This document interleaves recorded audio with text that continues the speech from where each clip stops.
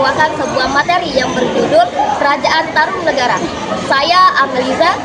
Saya Alif Janawi. Saya Alif. Kerajaan Tarumanegara adalah salah satu kerajaan tinggi yang berasal dari Jawa Barat. Kerajaan Tarumanegara bisa dilihat dari beberapa sumber, yaitu prasasti dan berita dari Cina. Tepatnya di tepi Sungai Cisadane yang kini menjadi wilayah Banten. Kerajaan Tarumanegara ini berpusat di Sindapura dengan wilayah kekuasaan yang hampir meliputi seluruh wilayah Jawa Barat dan Banten. Lalu, apa saja sumber sejarah Kerajaan Tarumanegara? Sejarah Kerajaan Tarumanegara bersumber dari sejumlah prasasti yang berasal dari abad ke-5 Masehi. Prasasti tersebut diberi nama berdasarkan lokasi dan penemuannya, yaitu yang pertama prasasti Ciaruteun atau Citarum, ditemukan di tepi Sungai Ciaruteun. Yang kedua, prasasti Tugu, ditemukan di Desa Tugu Cilincing, Jakarta Utara.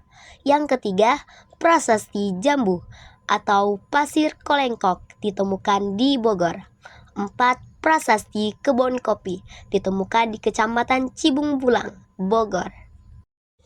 Yang kelima, prasasti Cidang Hiang, ditemukan di Desa Lebak, Kecamatan Munjul, Banten.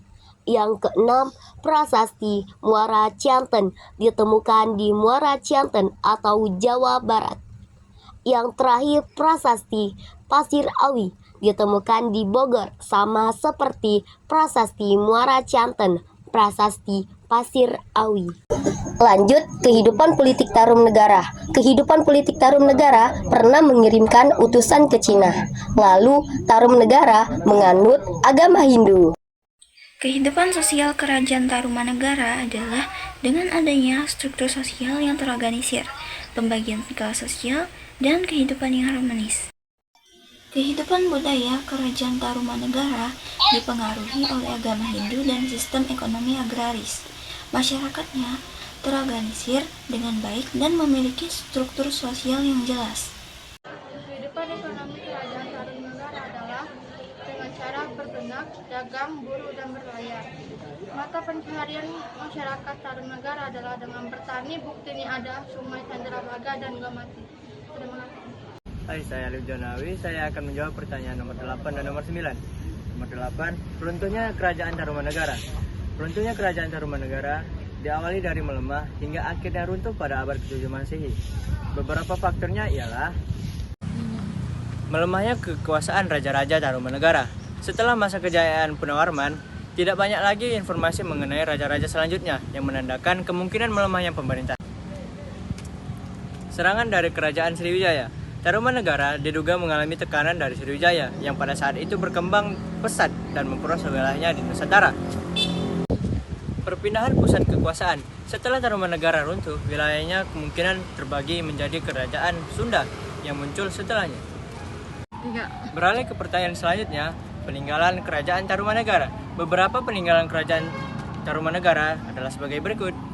Prasasti Kebun Kopi berisi gambar telapak kaki gajah yang dikatakan sebagai Airawata, gajah tunggangan Dewa Indra.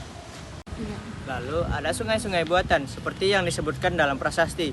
Raja Purnawarman memerintahkan penggalian sungai untuk irigasi dan perdagangan. Lalu yang terakhir adalah pengaruh budaya Hindu-Buddha. Kerajaan Tarumanegara meninggalkan jejak kuat budaya Hindu. Terlihat pada prasasti yang menyebutkan dewa-dewa Hindu seperti Wisnu dan Indra.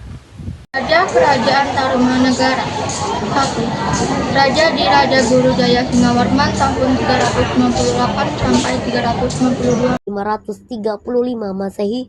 Yang ketujuh, Suryawarman tahun 535 sampai 561 Masehi. Yang kedelapan, Kertawarman tahun 561 sampai 628 Masehi. Yang kesembilan, Sundawarman tahun 628 sampai 639 Masehi. Yang kesepuluh, Hariwangsawarman tahun 639 sampai 640 Masehi.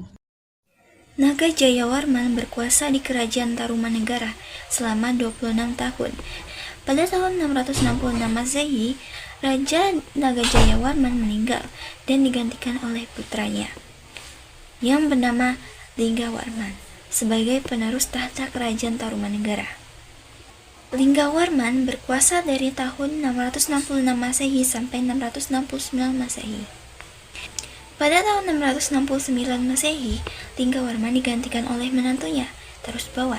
Tarusbawa yang berasal dari kerajaan Sunda menggantikan mertuanya sebagai penguasa Tarumanegara yang ke-13.